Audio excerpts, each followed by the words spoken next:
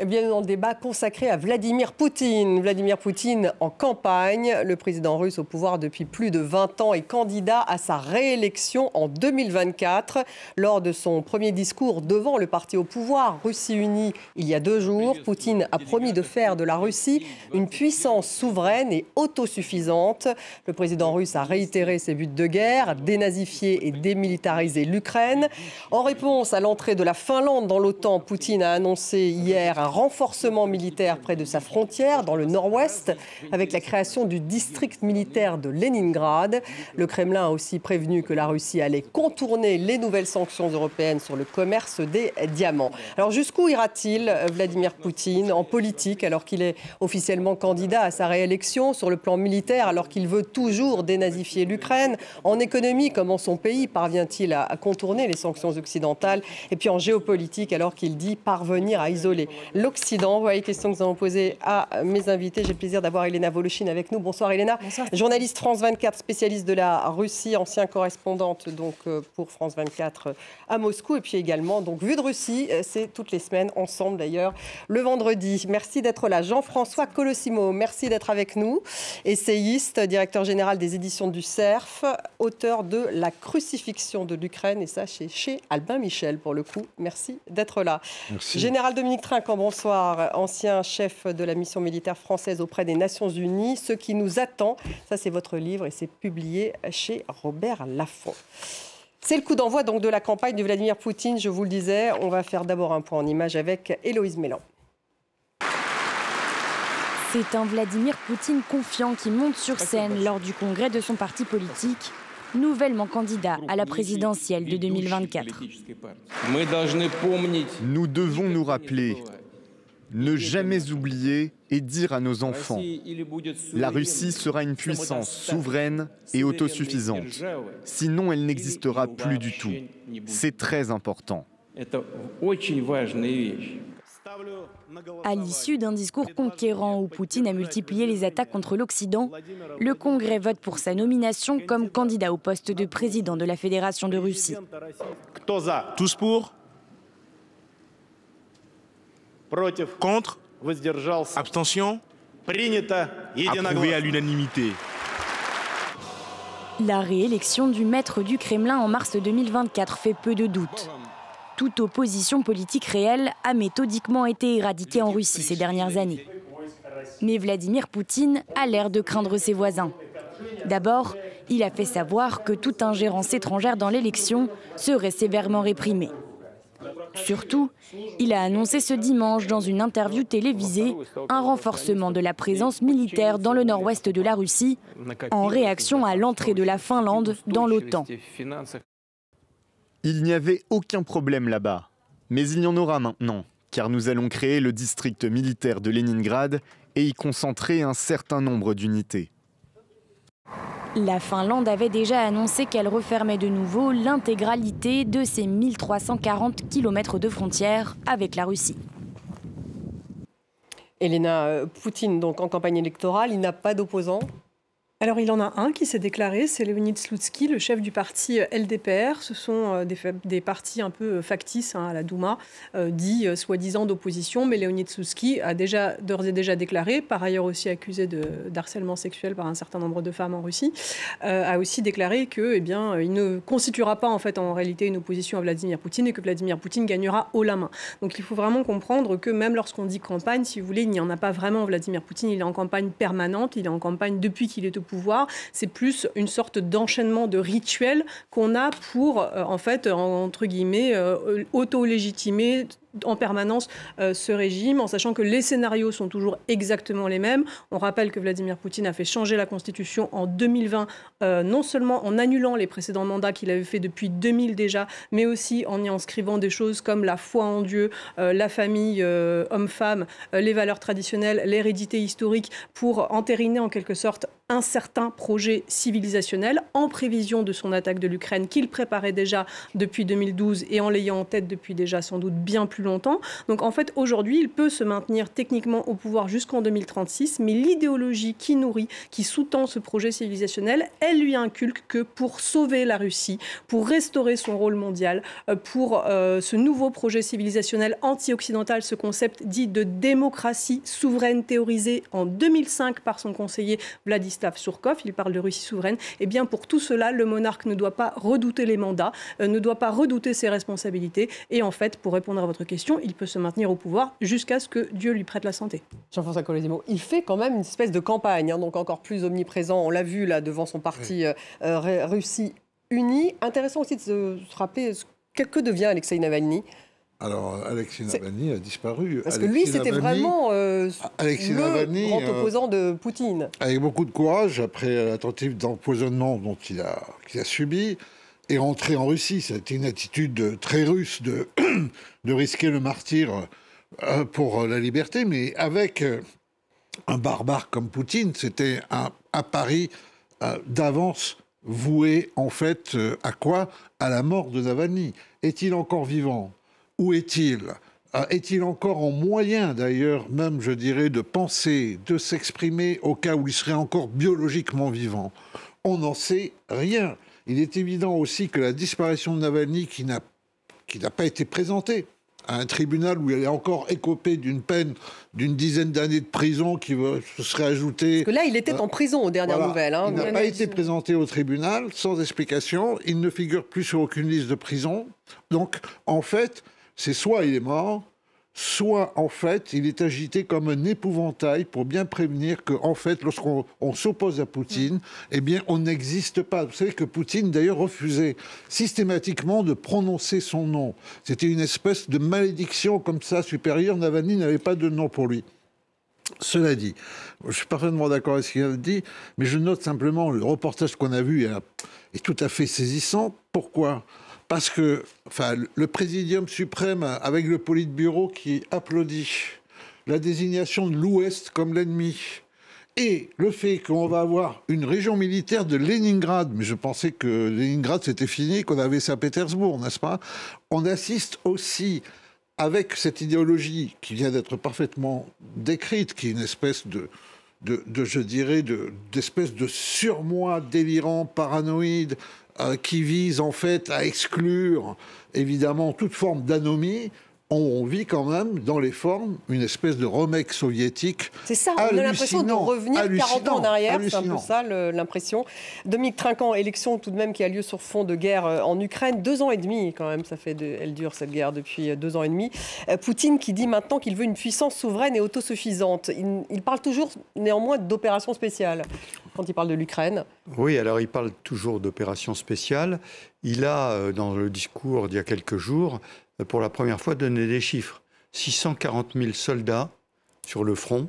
Et quand on fait le décompte, parce qu'il n'a pas donné les chiffres exactement, mais c'est un peu plus de 300 000 soldats russes morts ou blessés. C'est donc quelque chose d'absolument énorme. Alors après ça, on peut toujours dire que la Russie va être souveraine. Certes, elle est souveraine, elle décide pour elle-même. Lorsqu'il parle de la Finlande en disant qu'il va y avoir des problèmes, etc., je pense qu'il a raison de se méfier, non pas que l'OTAN va l'attaquer, mais qu'avec ses 640 000 hommes, il n'a toujours pas conquis l'Ukraine.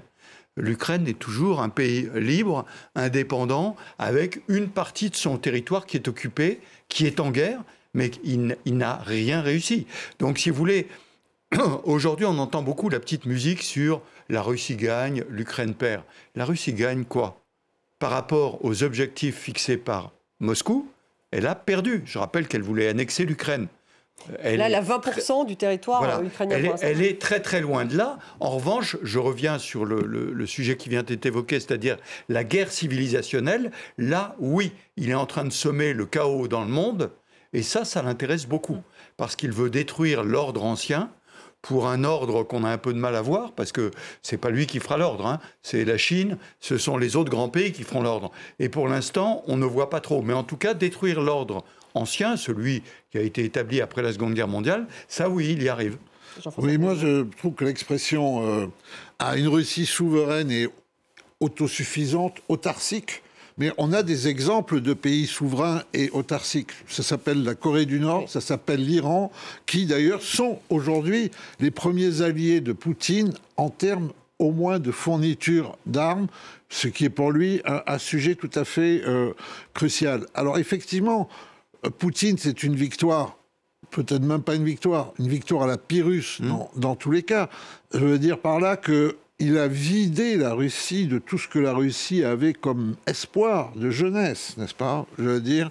Et il a terrorisé cette Russie qui aujourd'hui est en état de stérilisation spirituelle, mentale, morale, tout à fait effroyable. C'est-à-dire que c'est véritablement un despote qui, évidemment, a tué beaucoup d'Ukrainiens, a tué des Géorgiens aussi, a tué des Tchétchènes, enfin, etc. Il y a un niveau de sang pas possible quand on regarde depuis 20 ans, mais en même temps, il a tué la Russie, il est en train de la tuer. C'est ça le paradoxe de sa prétention à assumer le destin d'un pays qu'il est en train de détruire systématiquement. Alors, il a tout de même mis une économie de guerre en place, hein, oui. Général Trinquant, on peut le dire. On va l'écouter, c'était hier à Moscou.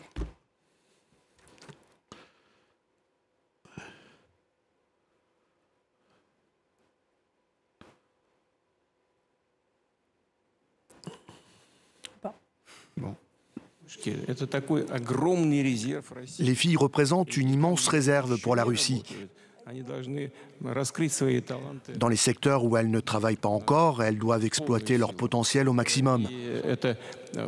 On pourrait penser que je plaisante et parle avec ironie, mais ce n'est pas le cas. Cela est particulièrement vrai pour les professions modernes. Dans nos écoles de pilotage, les filles manœuvrent déjà des avions de combat et comme le ministre de la Défense l'a déclaré, elles le font avec brio, même s'il a toujours semblé qu'il s'agissait d'une profession purement masculine. Toutes ces frontières sont aujourd'hui effacées.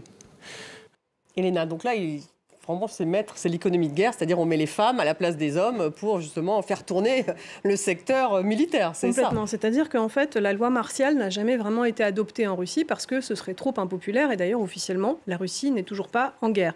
Cela étant dit, d'autres lois ont été adoptées pour pouvoir réquisitionner toutes les usines.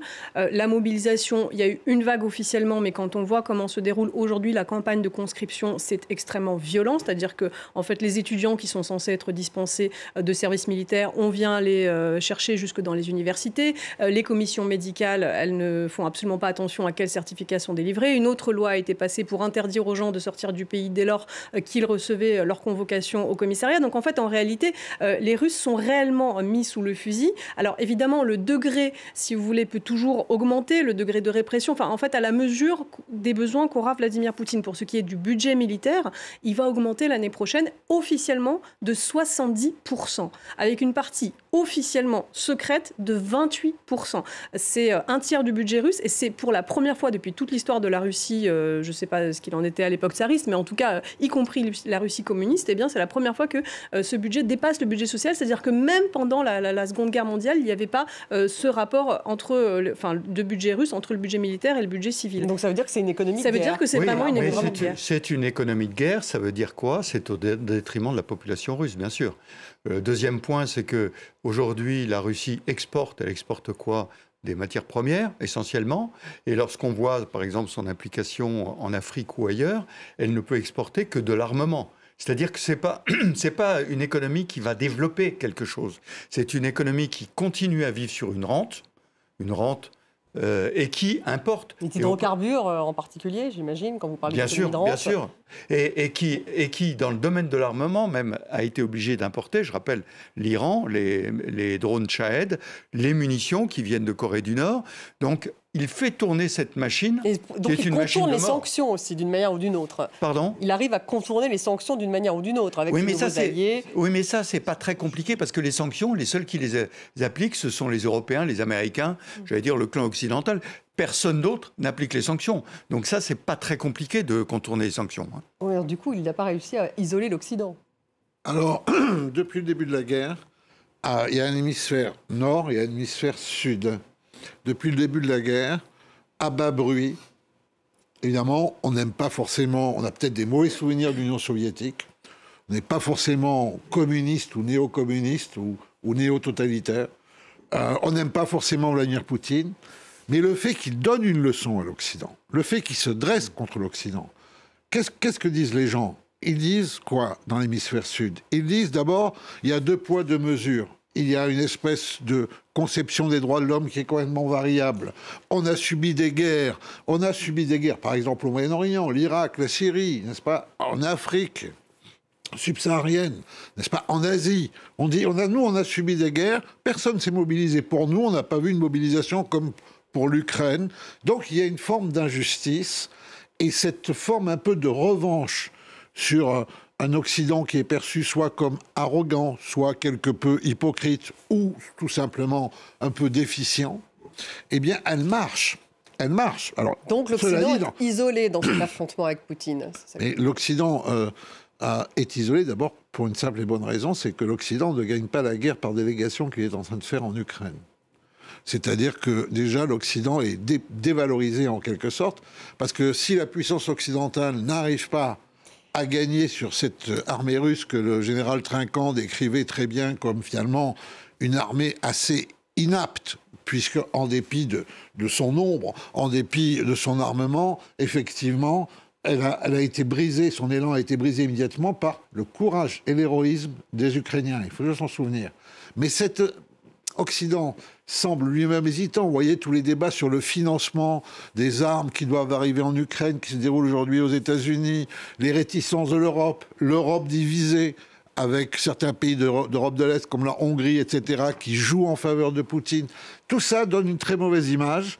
Et en tout cas, ce qu'il y a de sûr, c'est qu'il a ébréché la capacité de surpuissance qu'on pouvait prêter à l'Occident et d'unité aussi. Oui, je pense que cette capacité de surpuissance de l'Occident, en fait, l'Occident lui-même s'est tiré une balle dans le pied. Hein, je prends comme référence 2003, la façon dont les États-Unis ont réagi après 2001. Le président Biden l'a bien identifié quand il était allé dire aux Israéliens « Ne faites pas l'erreur que nous avons fait après 2001 ». Donc l'Occident s'est tiré une balle dans le pied et Poutine a annoncé d'une certaine façon son programme. En 2007 à Munich, il a clairement dit qu'il ne voulait plus. Et donc, à la fois l'Occident se déconsidérant, quand je dis l'Occident, c'est bien sûr le chef de file des États-Unis, mais aussi avec l'aller-retour entre M. Trump, M. Biden, on attend ce qui se passera au mois de novembre. Donc, il y a une espèce de mobilité, alors que du côté russe, évidemment, avec l'élection à perpétuité du président, il y a une continuité qui le sert. Alors justement, on va l'écouter parce qu'il a réitéré sa volonté de dénazifier l'Ukraine, Vladimir Poutine. Il y aura l'appel lorsque nous aurons atteint les objectifs que vous avez mentionnés. Revenons maintenant à ces objectifs. Ils n'ont pas changé. Permettez-moi de vous rappeler ce dont nous parlions, la dénazification de l'Ukraine, la démilitarisation, son statut neutre. Donc 1 an et demi, et non pas 2 ans et demi. 1 an et demi après le début de la guerre, Elena, il reste, c'est exactement ce qu'il a dit il y a 1 an et demi, justement. En fait, il ne peut pas dire grand-chose d'autre, puisqu'il est en train d'écrire des mythes, Vladimir Poutine, et qu'il il reste constant dans son mythe, déterminé, c'est là où c'est assez redoutable, puisque l'idéologie crée la détermination, n'est-ce pas, chez ce genre de dirigeants. Donc il y a 2 parties dans ce mythe. La partie idéologique, qui est une enveloppe, c'est-à-dire le nazi, il s'agit là d'agiter la figure de l'ennemi pour fédérer les Russes, et qui voudra l'entendre autour de ce projet dans la peur, en fait, du fait qu'il faille anéantir le mal absolu. Et ensuite, la deuxième partie qui est plus concrète et qui est plus politique, c'est-à-dire la démilitarisation. Ça, c'est ce qu'il veut, c'est-à-dire réduire l'Ukraine à sa sphère d'influence, un pays sans armée. Ça, il l'a dit même avant de lancer l'attaque de l'Ukraine. Cela fait longtemps qu'il le répète, comme les nazis d'ailleurs, hein, après la révolution de Maïdan en 2014 et encore plus loin après la révolution orange. Donc il ne lâchera en 2004, où il parlait des nazis. Non, il ne lâchera pas. Et il ne changera pas de discours non plus. Et c'est ça qu'il faut vraiment entendre, parce qu'en réalité, ce discours-là, il l'a, encore une fois, il ne l'a pas depuis 2022, il ne l'a pas depuis 2014, il l'a depuis au moins 2004. Jean-François Colosimo, et on apprend aujourd'hui même, hein, donc Zelensky l'a affirmé, qu'il allait mobiliser 500 000 personnes. Ça, c'est l'armée ukrainienne. Donc on sent quand même cette armée ukrainienne. Zelensky, en tout cas, qui reste déterminé. Il parle de 500 000 personnes. Il est déterminé. Il a fait son tour diplomatique aux États-Unis, en Europe, pour justement pouvoir récupérer des armes. 2024, l'Ukraine peut gagner. Alors écoutez, nous avons toujours souhaité que l'Ukraine gagne. il faut quand même voir aussi les réalités. D'abord, il y a ce rapport démographique qui est que lorsque l'Ukraine enregistre une perte, la Russie peut en enregistrer 3, puisqu'il y a ce rapport de population de 1 à 3. Deuxièmement, il y a le fait que la contre-offensive ukrainienne n'a pas abouti à un résultat probant. Enfin, le général nous le dira mieux, mais Zelensky le reconnaît lui-même. Hein. Qui aujourd'hui est mise en cause dans les journaux américains, n'est-ce pas? Attention, là, je veux dire, voilà, la manière dont la stratégie a été pensée, la tactique, tout ça est mis en cause. Ça, c'est une vérité. La dernière aussi vérité qui est grave pour Volodymyr Zelensky et pour l'avenir de l'Ukraine, c'est que il y a eu certainement énormément de pertes du côté ukrainien aussi, même si on n'a pas cessé depuis 1 an et demi, 2 ans, enfin depuis 1 an et demi d'annoncer les pertes russes. Les pertes ukrainiennes, c'était une sorte de secret d'État. C'était une sorte de secret d'État pour ne pas décourager. Mais on sait que cette notion de perte, elle est très forte chez les Ukrainiens eux-mêmes qui sont en Ukraine, qui sont touchés dans leur famille, etc. Et là, il semble quand même que pour recruter, envoyer au front, particulièrement les jeunes hommes, il y a là, semble-t-il, une véritable difficulté aujourd'hui. C'est exactement ce sur quoi pariait Poutine, c'était l'usure des démocraties. Parce que les démocraties ne savent pas persévérer. Et finalement, l'Ukraine est déjà assez relativement démocratique aussi, c'est-à-dire faire une guerre qui semble perdue, dans laquelle on va se sacrifier pour rien, là, ça commence à devenir très, très difficile. De ce point de vue-là, lui n'a pas ce problème, parce que dans l'armée russe, depuis l'époque soviétique, n'est-ce pas, vous avez le choix entre être tué en allant devant ou être tué en reculant, parce que derrière, les services font leur métier de nettoyage. Et ça, c'est la terreur qui règne aussi au sein des troupes russes, n'est-ce pas? En dehors, forcément, il y a des partisans, il y a des militants de la guerre, il y a des convaincus. Mais la plupart y vont parce qu'il y a la peur, le système de terreur soviétique qui règne encore. Sur ces 500 000 nouvelles recrues côté Zelensky, les Ukrainiens sont de plus en plus jeunes, j'imagine. Alors, il y a un problème de morale. C'est de noter que jusqu'à maintenant, la moyenne d'âge des combattants ukrainiens est de 43 ans, c'est-à-dire qu'ils ne sont pas jeunes. Et que donc, si on mobilise 500 000, c'est probablement qu'on va mobiliser des jeunes. Alors là, il y a 2 sujets. Il y a un sujet militaire et il y a un sujet plus de société. Les 2 pays, l'Ukraine comme la Russie, ont un taux de fécondité extrêmement bas. C'est-à-dire que ce sont des pays qui sont en phase décroissante tous les 2. Mais en tuant les jeunes sur le champ de bataille, évidemment, ça aggrave le processus. Donc, si vous voulez, il y a un moment où il faut calculer qu'est-ce qu'on veut. Alors, on en a déjà parlé à propos de la Russie. Lui, il est en train de tuer la Russie. Sur le long terme, il tue la Russie. Et les Ukrainiens, il faut qu'ils fassent attention de ne pas rentrer dans cette logique-là. Parce que là, l'Europe, la semaine dernière, leur a ouvert la porte en leur disant en 2030, vous pourrez rentrer. Donc, il y a un avenir pour cette jeunesse. Donc ça, c'est le premier point. Le deuxième point, sur le plan militaire, quand vous posiez la question, 2024, est-ce qu'une offensive, etc. On sait que l'offensive a échoué essentiellement parce qu'on a laissé les Russes, enfin on a laissé, les Ukrainiens ont laissé les Russes installer leur système défensif et qui n'ont pas réussi à percer le système défensif.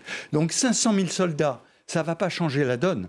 Ce qui va changer la donne, c'est de changer vraiment de tactique. C'est-à-dire d'utiliser ces soldats avec les équipements d'une façon différente de celle qui a été utilisée jusqu'à maintenant. Alors le chef d'état-major ça veut dire donc de l'aide financière récupérée des Européens, des Américains. Enfin, il va falloir en fait que ça fonctionne. Bien sûr. Alors simplement pour l'instant, c'est bloqué.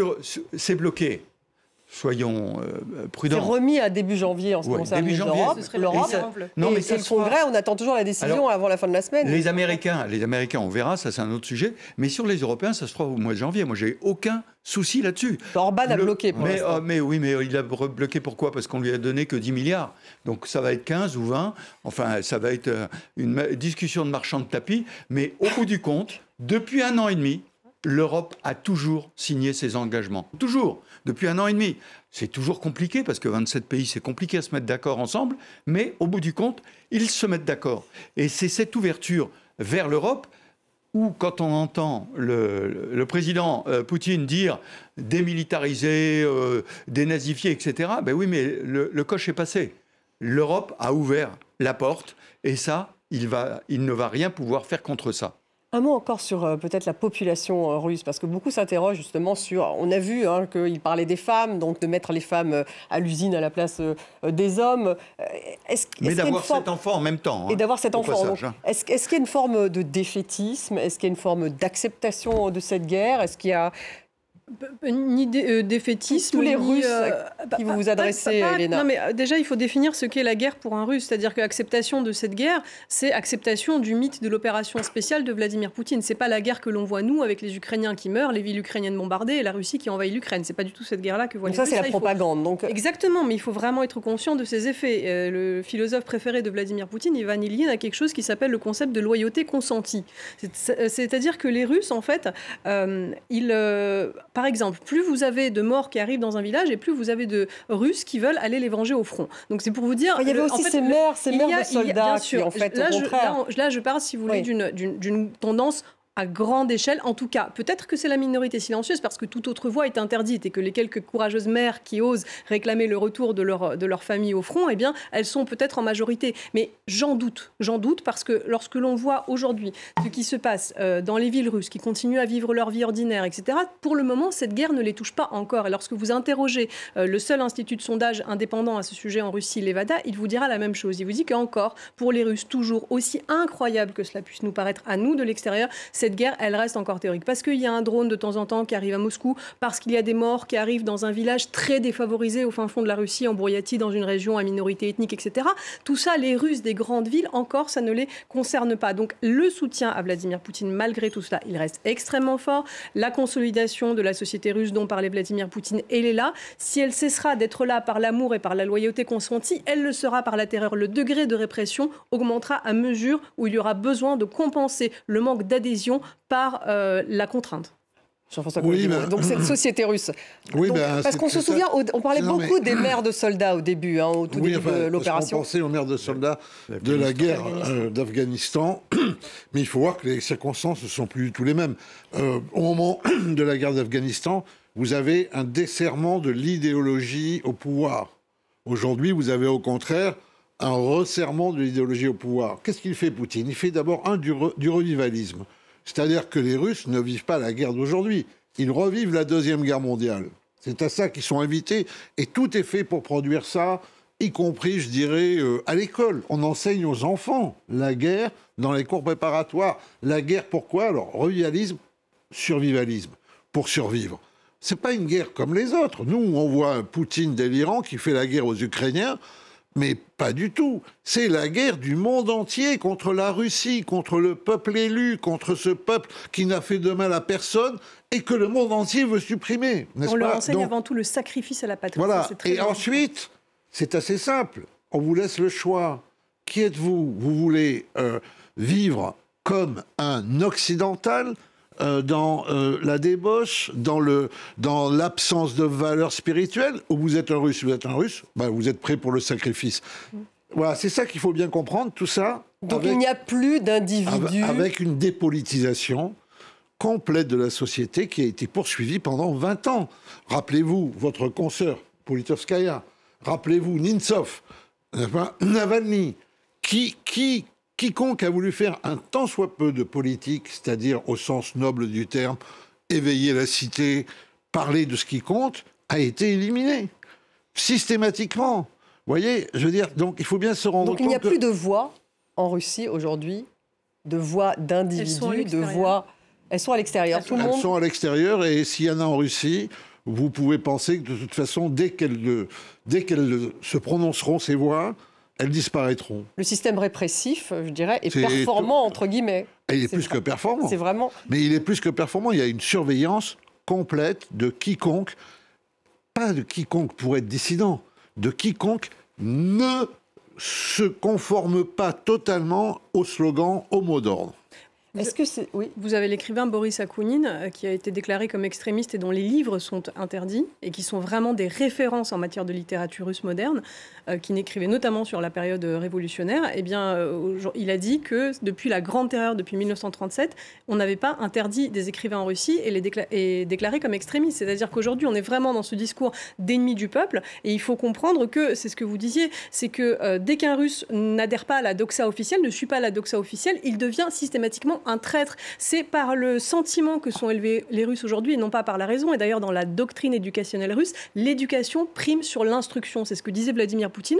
Le savoir, c'est bien, mais quelqu'un qui ne sait pas comment se comporter avec sa famille, sa patrie, eh bien, ce n'est pas un vrai Russe. Et lorsque vous vivez dans cette société, dans cette espèce de réalité parallèle, si vous êtes différent, vous êtes rejeté automatiquement. Votre fille, en cours élémentaire, dit « cette guerre, c'est atroce », eh bien, vous allez être convoqué avec elle et vous allez certainement perdre votre job.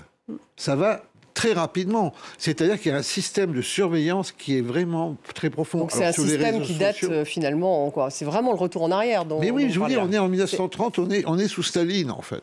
Un mot sur justement la menace que représente la Russie, Dominique Trinquant. Là, on voit qu'il y a un nouveau bras de fer avec la Finlande en particulier, puisque Poutine a multiplié les déclarations de renforcement militaire dans le nord-ouest de la Russie, en parlant donc de ce district militaire de Leningrad, afin de concentrer un certain nombre d'unités. C'est ce qu'il a déclaré à un journaliste dans un entretien diffusé dimanche. Donc, il accuse bien sûr les Occidentaux d'avoir entraîné la Finlande dans l'OTAN. Qu'est-ce qu'il veut dire quand il dit qu'il crée un district militaire de Leningrad ? Mais il faut se rappeler d'abord que la grande crainte de Poutine, c'était que l'OTAN se rapproche de la Russie. Or, c'est lui, à part la guerre qu'il a fait en Ukraine, qui a conduit la Finlande, pays démocratique, ce n'est pas les Occidentaux qui ont conduit la Finlande, c'est la Finlande qui a décidé de rejoindre l'OTAN. Et donc, il se retrouve avec une frontière rallongée avec l'OTAN, en contact direct, puisque avant la Pologne, par exemple, n'était pas en contact avec la Russie. Donc ça, c'est le premier point. Le deuxième point, c'est qu'il dit moi, je prends des mesures et je crée un district qui va s'occuper de la Finlande. Qu'est-ce que ça veut dire ? Je crée un district qui va s'occuper de la Finlande. Mais ça ne veut pas dire grand-chose, parce que la concentration des efforts, elle a lieu en Ukraine. Elle n'a évidemment pas lieu face à la Finlande. De l'autre côté, les Finlandais ont tout de suite ouvert la porte aux Américains pour pouvoir installer des dispositifs en Finlande. Mais en clair, si vous voulez, l'OTAN, qui est une alliance défensive, ne va pas attaquer la Russie, c'est une évidence. Et la Russie ne va pas attaquer l'OTAN non plus. Elle n'arrive pas à vaincre l'Ukraine, je le rappelle. Comment voulez-vous qu'elle puisse imaginer un seul instant se confronter à l'OTAN avec les États-Unis, la plus grande puissance qui soit présente actuellement? Donc tout ça, ça fait partie de discours, de rotomontade, mais absolument pas d'une réalité. On va écouter justement Vladimir Poutine et ce qu'il dit justement sur les propos de Joe Biden, selon lesquels la Russie pourrait attaquer un pays de l'OTAN. On l'écoute. Les États-Unis étaient très préoccupés par le rapprochement de la Russie avec l'Europe. Très préoccupés. Ils veulent être les maîtres là-bas. Ils ont toujours effrayé les pays européens en leur disant que la méchante Russie les menaçait. J'ai parlé à de nombreux dirigeants et ils m'ont dit « Pourquoi nous font-ils peur? Nous savons que la Russie ne va pas se battre avec l'Europe. Et nous ne le ferons pas. » Les dirigeants des États-Unis et de l'OTAN disent si la Russie gagne en Ukraine maintenant, le prochain sera un pays de l'OTAN. Il ne le fera pas, voilà ce qu'il dit. Oui, mais là, si vous voulez, on est dans le discours. L'Europe ne compte pas pour Poutine. Le seul qui compte sont les États-Unis. On ne discute qu'avec les États-Unis. Alors pourquoi un discours comme celui-là? Parce qu'il veut arriver à séparer les Européens de l'OTAN en disant, une fois de plus, mais écoutez, tous les propos pro-russes qui sont en France, j'en entends beaucoup, ils sont anti-américains, c'est clair. C'est-à-dire que l'Europe se fait trimballer par les États-Unis. Et donc, l'Europe doit se séparer des États-Unis. Or, ça, c'est la protection de l'OTAN. Je rappelle que les Européens, aujourd'hui, militairement, ne sont pas prêts. Si il y avait un problème avec la Russie, les Européens ne sont pas prêts. Mais les Européens considèrent que la Russie est la première menace aujourd'hui. Elle est quand même juste à côté. Jean-François Colizimo. Oui, mais discours de Poutine, mais moi, qui dit on n'ira pas attaquer les Européens. Il faut être attentif à qui est Poutine. C'est vraiment un KGBiste formé dans la fin de la guerre froide.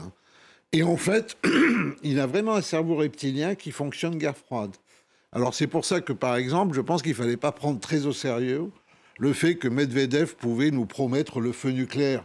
Poutine n'est pas fou. Il sait qu'il y a un interdit sur le nucléaire. Poutine dit, mais il y a un interdit sur l'OTAN. De la même manière qu'il habille, je veux dire, ses agressions, vous voyez pas l'assistance qu'il met à habiller ses agressions, je dirais, d'une espèce d'aura juridique. Il fait vraiment procéder à des élections, mais il veut qu'il y ait une espèce de faux vote pour les entériner. Lorsqu'il attaque l'Ukraine, au départ, il dit c'est une mission humanitaire pour sauver les populations du Donbass qui sont à la bordure du génocide. Chaque fois, en fait, vous voyez que, en fait, c'est ça le pire finalement, c'est que chez cet abominable tyran, l'intelligence, la brutalité est profonde, la cruauté est certaine, mais l'intelligence n'est pas si profonde. La propension au mal. Mais l'intelligence profonde, non. Effectivement, je crois que... Alors, excusez-moi, mais quand on le voit qu'est-ce que ça serait s'il était intelligent ? Quand il dit qu'est-ce que Biden raconte, que moi je vais attaquer l'OTAN, mais non. Sous-entendu, ça se fait pas, et puis ça n'a pas de sens. Qu'est-ce qu'il raconte ? Vous voyez ce que je veux dire ? Et là-dessus, il parle... C'est le seul moment où il parle vrai, en fait, c'est lorsqu'il parle à partir de son cerveau soviétique, tel que son cerveau a été bâti lors de la guerre froide, avec certains interdits fondamentaux. C'est-à-dire, on ne va pas faire l'apocalypse. Ce qui veut dire aussi... Ce qui ne veut pas dire qu'ils ne sont pas une menace pour les Européens, Jean-François Colosimo. Message implicite, ça veut dire aussi, laissez-moi l'Ukraine. Et comme ça, je vous foutrai la paix. Mais vous voyez pas quand même, vous voyez pas qu'il entre en Pologne. Alors déjà, comme disait le général Trinquant, déjà pour entrer en Pologne, il faut qu'il avale toute la partie de l'Ukraine qu'il n'a pas avalée. Les Polonais ne rêvent que de ça. Ils ont une bonne armée, ils sont prêts. Mais si les Polonais et les Russes se mettent à se combattre, ça veut dire que nous, on entre dans la guerre. Bien sûr. Vous voyez ce que je veux dire ? Alors là, voilà, là, non. Ça ne va pas se passer, ça ne se passera pas. Pour l'instant, on revient à ce rapport de puissance à puissance. On s'intimide, on met des missiles ici, on met des missiles là, on ramasse un pays. C'est en train de ce qui s'est passé et c'est ça la Finlande. Ceci étant dit, il y a des choses intéressantes aussi à dire sur la Finlande, parce que quel que soit le degré de folie et de ira-t-il jusque-là ou non, pour ce qui est de l'idéologie à proprement parler, la Finlande, pour Poutine, c'est très intéressant. Il marche dans les pas de Pierre le Grand, c'est-à-dire que la Finlande, les pays baltes, pour lui, c'est clairement des morceaux qui lorgnent en tant que nouveau rassembleur des terres russes. La Finlande a déjà connu l'agression soviétique, et à l'époque, Staline, lorsqu'il a récupéré en fait ces territoires au nom du protocole secret du pacte Molotov-Ribbentrop, dans un expansionnisme qui visait aussi, et là, à rassembler les terres ayant appartenu à l'Empire, eh bien, il avait aussi ce mythe en disant que la Finlande avait attaqué la première et que même les Français et les Britanniques auraient pactisé pour attaquer le territoire de l'URSS avec l'Allemagne nazie par la Finlande. Donc il y avait aussi un certain nombre de mythes qui étaient écrits autour de ce territoire par Staline, des mythes qui sont repris aujourd'hui dans l'historiographie russe telle qu'elle est enseignée aux écoliers dans les écoles russes, dans les nouveaux manuels d'histoire. La Finlande, il y a toute une histoire. La Finlande, ce n'est pas pour rien qu'elle redoute la Russie, ce n'est pas pour rien qu'elle construit un mur à la frontière avec la Russie, ce n'est pas pour rien qu'elle a rejoint l'OTAN. Poutine a dit la Finlande a été entraînée dans l'OTAN parce qu'il réédite son mythe de la soi-disant promesse de l'OTAN à Mikhail Gorbatchev de ne pas s'élargir pour que l'URSS quitte Berlin-Est. Mais Gorbatchev et l'OTAN ont dit que ceci n'avait jamais existé puisque c'est contraire au statut de l'OTAN. Donc il faut garder tout ça en tête lorsqu'on parle de la Finlande en se disant oui, il a peut-être pas les moyens de ses ambitions, mais l'ambition en tout cas elle est bel et bien là. Alors, il y a un sujet qui me fascine moi sur ces régions du Nord, Finlande, et on ne parle jamais de Kaliningrad. Kaliningrad, c'était une zone allemande qui a été vidée de sa population allemande à la fin de la guerre comme un gage donné à la Russie, et elle est en Europe. Elle est au milieu de l'OTAN et au milieu de l'Europe. Et c'est là où on voit qu'on est dans une position très défensive vis-à-vis de la Russie.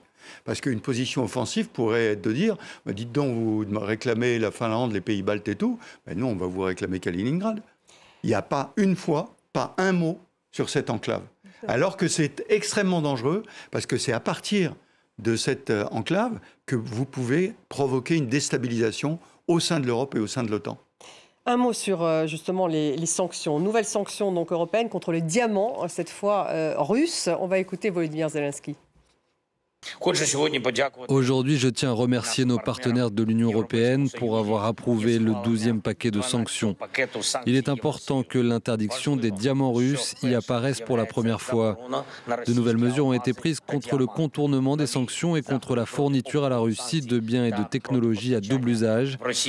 Il y a de nouvelles restrictions sur les importations en provenance de Russie. Jean-François Colosimo. Alors, il y tient à ces sanctions, Volodymyr Zelensky. Et c'est intéressant parce que je regarde quand même les chiffres. La Chine a fourni 85% des semi-conducteurs en 2022 et en 2023. Oui. Donc, clairement, contournement des sanctions via la Chine. Vous le disiez, l'Iran pour l'armement. Et puis, selon le New York Times d'aujourd'hui, des tas de moyens technologiques, en passant notamment par le port de Tangemed ou encore par la Turquie, qui permettent en fait d'alimenter la Russie de tous ces produits qu'elle n'aura plus de l'Union européenne. L'histoire des sanctions, vous savez, l'Iran est sous sanctions toujours plus grandes depuis 1979 et l'Iran reste une puissance menaçante. Donc ça ne marche pas. Non, ça ne marche pas et pour une simple et bonne raison. Pourtant Zelensky y tient. Hein. Mais Zelensky y tient évidemment parce que je crois que Zelensky est dans la bonne démarche de montrer à son peuple que les Européens sont vraiment là et donc annoncer des sanctions supplémentaires, ça veut dire, vous voyez, les Européens ne nous lâchent pas. C'est de l'ordre du symbole, alors. C'est un message politique, c'est-à-dire, vous voyez, les Européens sont bien avec nous, ils ont adopté de nouvelles sanctions. Mais soyons sérieux, l'économie monte est perpétuellement détournée, sanctions ou pas sanctions. Le véritable problème qu'on a, c'est que effectivement, alors, une partie un peu de mythe, de fable là-dedans, c'est que en fait, la Chine pourrait véritablement, parce que c'est la Chine qui est le problème là-dedans, la Russie, c'est un petit acteur. Alors évidemment, Poutine a vidé ce pays de ses ressources naturelles. On pourra déjà, l'histoire pourra lui reprocher infiniment de choses, plus le fait d'avoir fait prendre encore 30 ans de retard à la Russie qui ne s'est pas économiquement restaurée, qui a vécu sur des rentes, les rentes de son sol. Mais en dehors de ça, qui profite pour l'instant de cette guerre? Est-ce qu'il n'apparaîtra pas peut-être, je ne sais pas, dans un siècle, que le décrochage de l'Europe s'est accompli à cause de cette guerre d'Ukraine, parce que la Russie, en fait, a servi les intérêts de la Chine, directement ou indirectement. Est-ce que c'est pas ça la véritable question, au fond? Vous voyez, les Chinois, en fait, ce qu'ils veulent, c'est une Russie... Ils en font un vassal de la Russie, une Russie qui nous empoisonne assez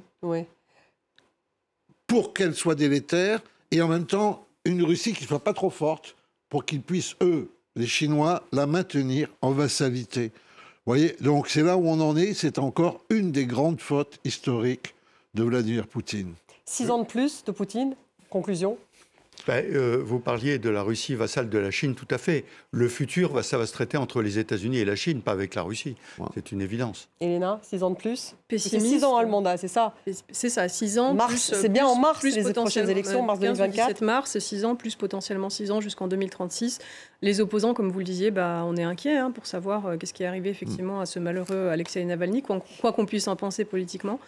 Zéro perspective, des millions de Russes qui sont partis, Poutine qui reste au pouvoir, à suivre. Merci beaucoup. Elena Voloshin, Jean-François Colosimo, merci beaucoup. Général Dominique Trinquant, merci à vous tous de nous avoir suivis. Vous retrouvez l'émission sur les réseaux sociaux et en podcast. À demain.